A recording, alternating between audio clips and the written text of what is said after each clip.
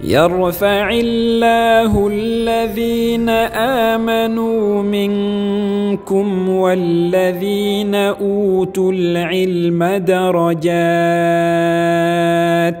Louange à Dieu,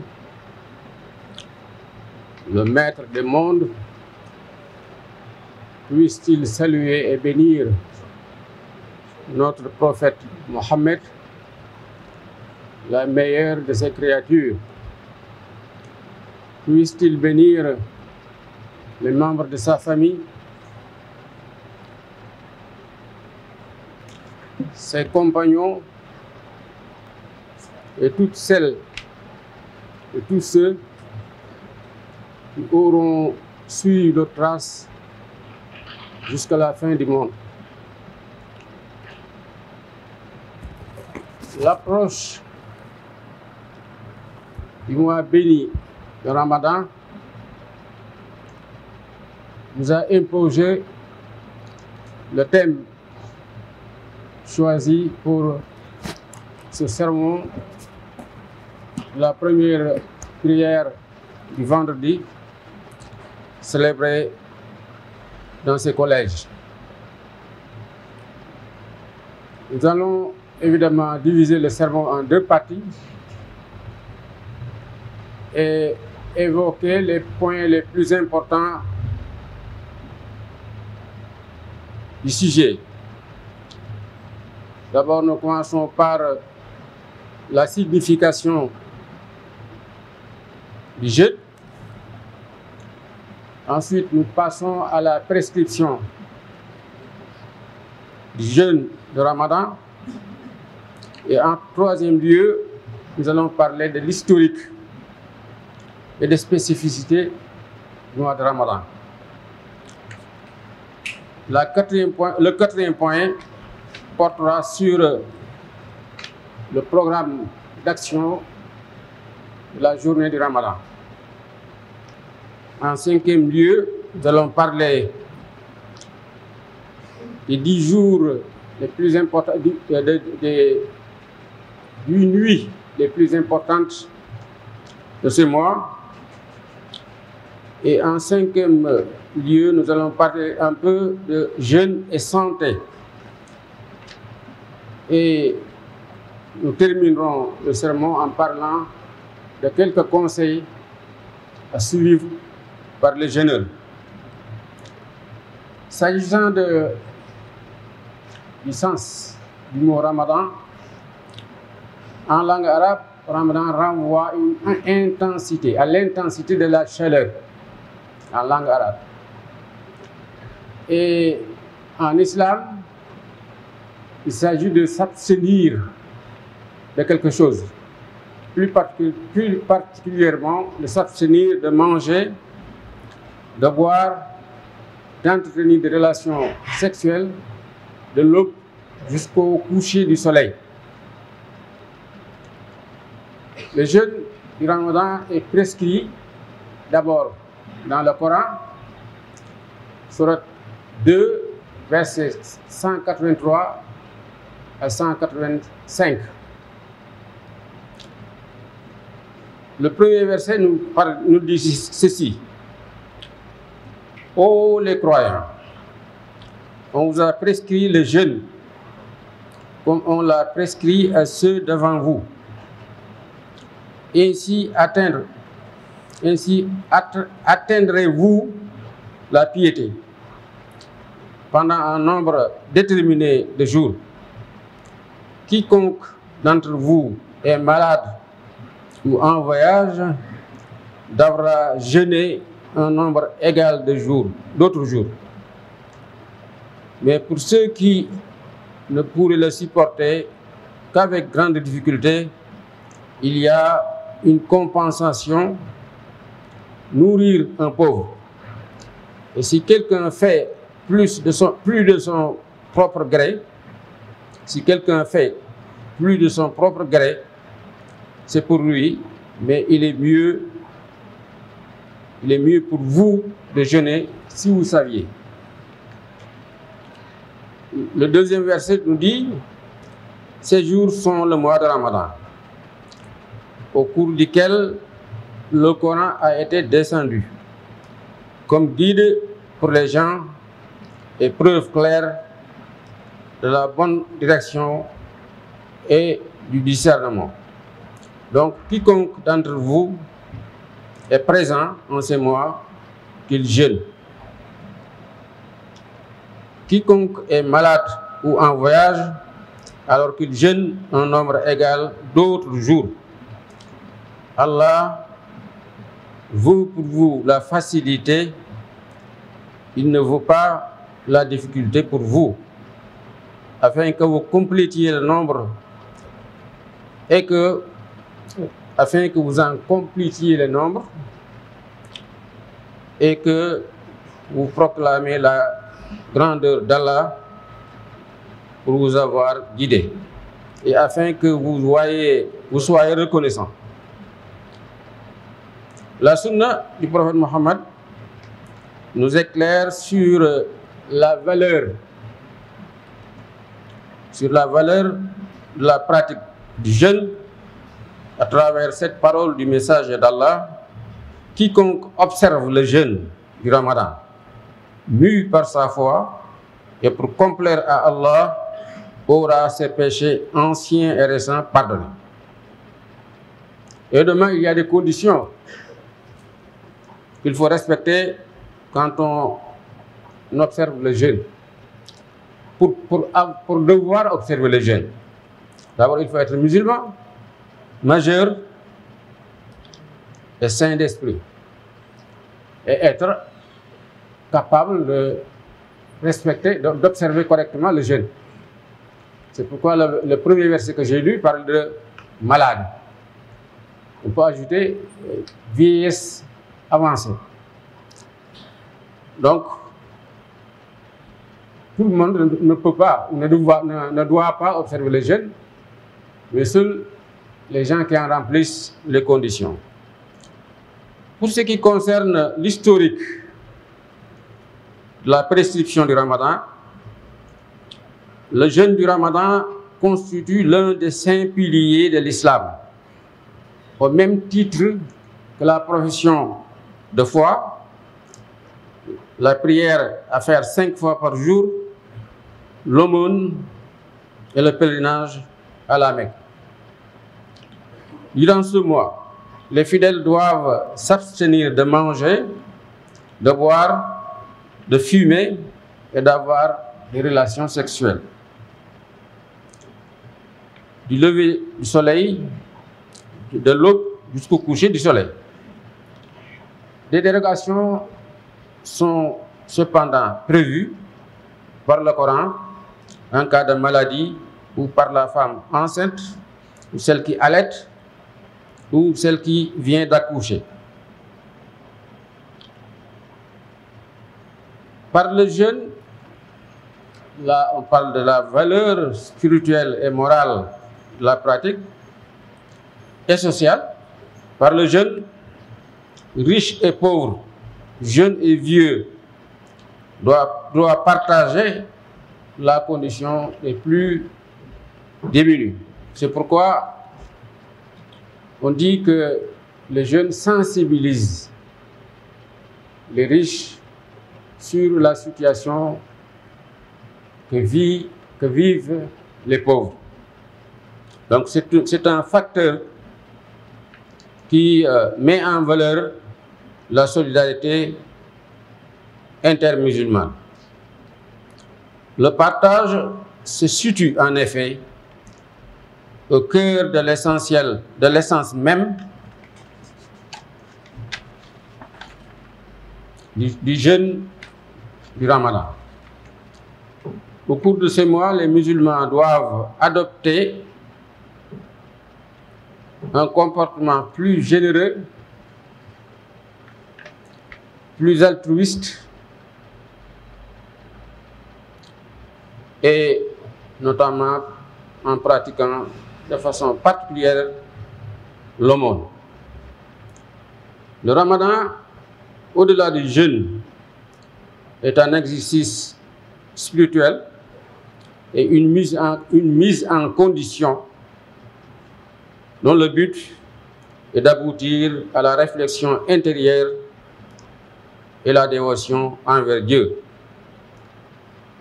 C'est le mois de la patience et de la récompense de la patience. Donc, le paradis. S'agissant du programme d'activité à adopter particulièrement pendant ce mois de Ramadan, se résume en ceci. Il faut être plus régulier, plus fidèle, plus attaché aux pratiques culturelles de l'islam.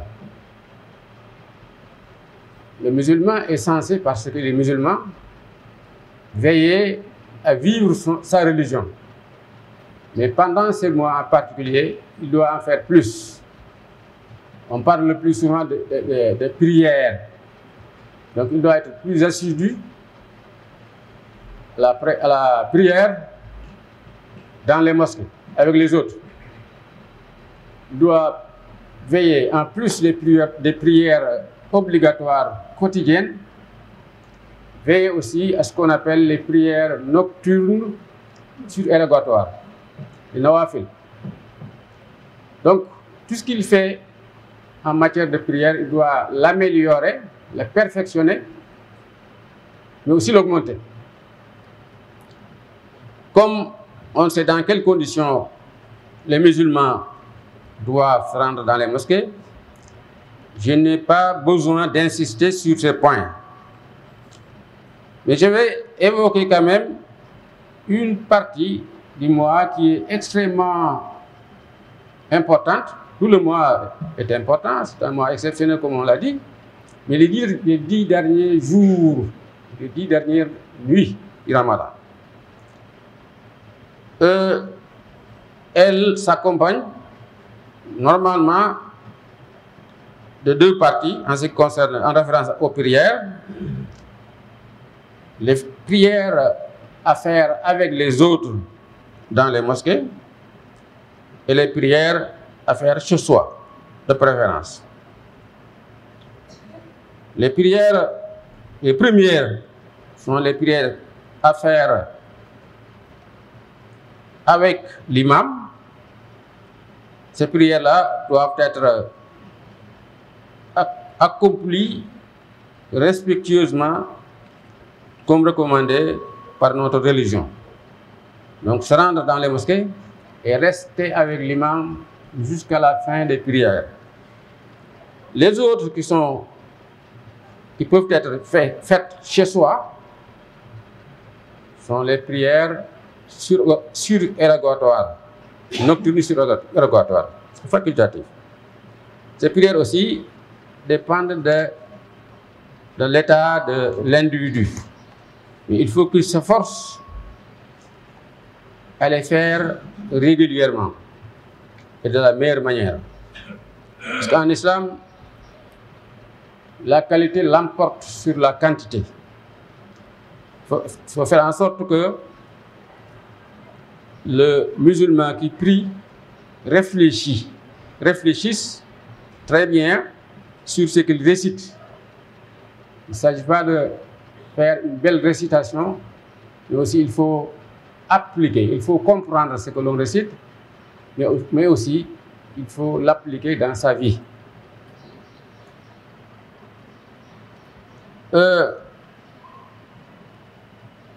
Les 10 dernières nuits abritent ce qu'on appelle la nuit du destin, la nuit du destin, Laylatul Qadr. Que sait-on de la nuit du destin par rapport à sa fixation? Les ulama, à commencer par les compagnons du prophète, en ont parlé beaucoup. Certains disent que cette nuit est la 21e. La nuit du 21e jour. D'autres parlent de la nuit du 23e jour. D'autres parlent de la nuit du 25e jour. Le plus grand nombre parle de la nuit du 27e jour. Il paraît que c'est la date la plus sûre puisque le compagnon du prophète, que tout le monde connaît, Ubay ibn Ka'b, quand il parle de cette date, il jure. Et qui est Ubay ibn Ka'b? C'est la personne, c'est le compagnon que Omar ibn Khattab, dont tout le monde connaît le statut, qualifié de Sayyidul Muslimin. Donc si Omar ibn Khattab dit de quelqu'un qu'il est Sayyidul Muslimin, c'est-à-dire le meilleur, ou en tout cas le plus distingué des musulmans, alors quand il parle d'une chose, il parle en connaissance de cause. Et il ne se contente pas de parler, mais il jure. Il jure par le nom d'Allah que c'est la 27e nuit du mois. C'est pourquoi nos maîtres, les ulama, disent wa laylatul qadri faqul arjaha 27 faqum talqaha. Alors donc, la date à retenir est le 27e nuit, bien que toutes les autres nuits doivent être marquées par une intense activité spirituelle. Dans les 10 derniers jours aussi, on parle de i'tikaf, retraite spirituelle. Alors, qu'en est-il? Qu'est-ce que c'est l'i'tikaf? Et où est-ce qu'on doit la faire et comment? L'i'tikaf, il s'agit de se retirer dans une mosquée le plus souvent pour passer les 10 derniers jours, ou passer une partie des 10 derniers jours isolé, mais en se livrant aux activités qu'on a l'habitude de faire dans les mosquées. La prière, le zikr, la lecture du Coran, ou tout simplement l'apprentissage du Coran. Ce sont les activités qui marquent l'i'tikaf. L'i'tikaf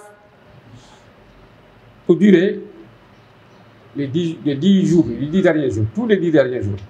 Mais aussi, il peut être d'une durée plus courte. L'essentiel, c'est ce que l'on fait en termes d'activité pour remplir cette retraite spirituelle.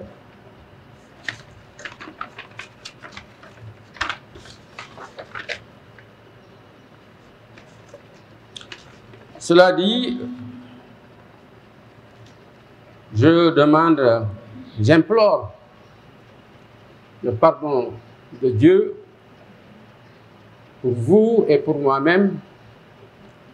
Implorez-le alors afin qu'il vous pardonne, lui qui est le pardonneur, le miséricordieux. Louange à Dieu, le maître des mondes, le créateur, le miséricordieux, le clément.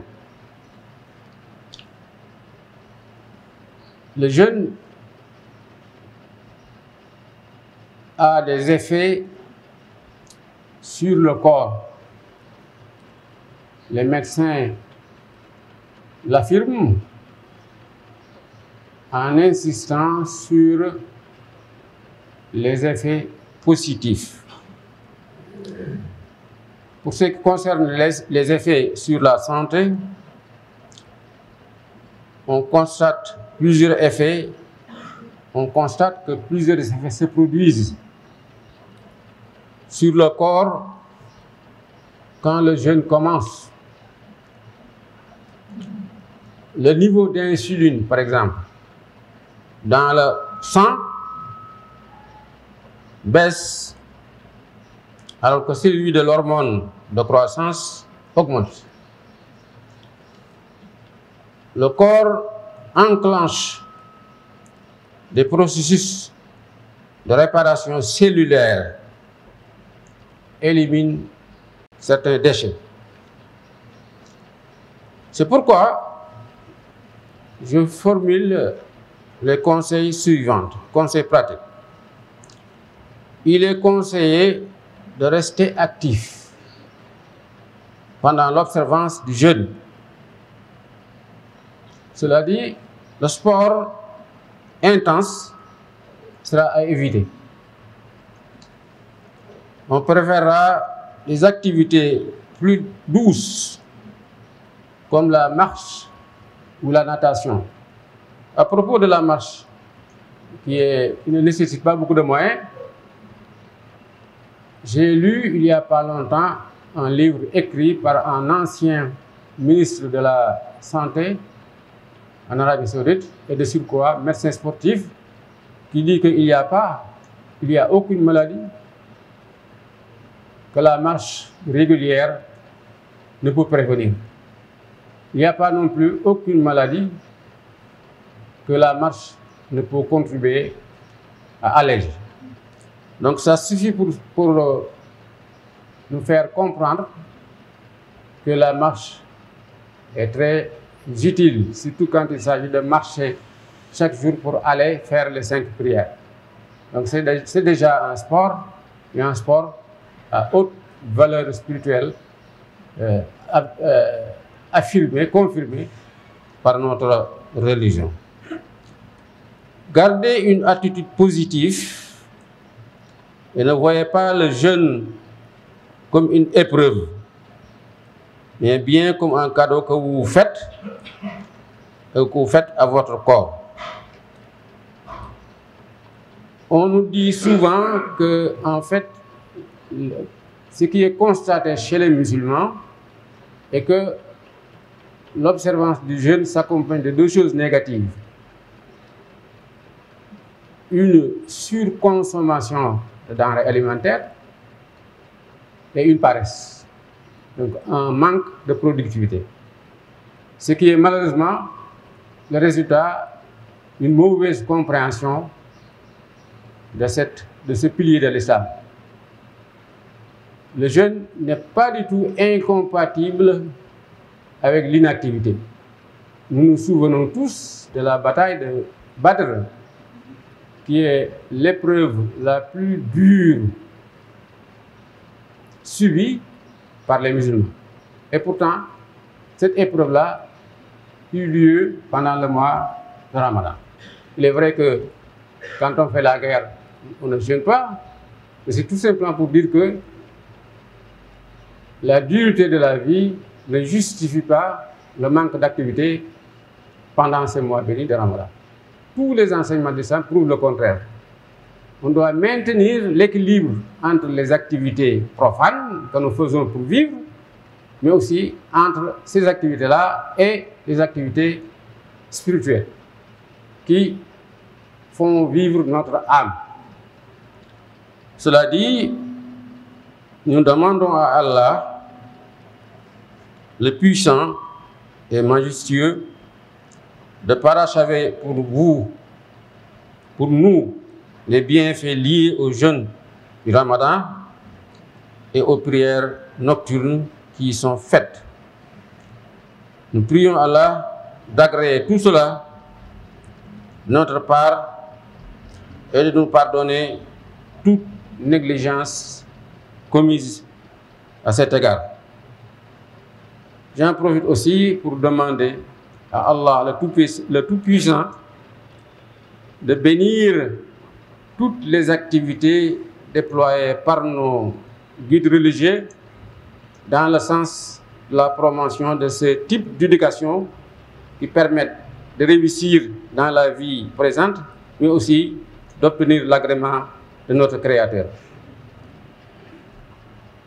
ربنا آتنا في الدنيا حسنة وفي الآخرة حسنة وقنا عذاب النار ربنا لا تؤاخذنا إن نسينا وأخطأنا ربنا ولا تحمل علينا إصرا كما حملته على الذين من قبلنا ربنا ولا تحملنا ما لا طاقة لنا به واعف عنا واغفر لنا وارحمنا أنت مولانا فانصرنا على القوم الكافرين إن الله يأمر بالعدل والإحسان وإيتاء ذي القربى وينهى عن الفحشاء والمنكر والبغي يعظكم لعلكم تذكرون فاذكروا الله العظيم يذكركم واشكروه يزدكم ولذكر الله أكبر والله يعلم ما تصنعون وأقيموا الصلاة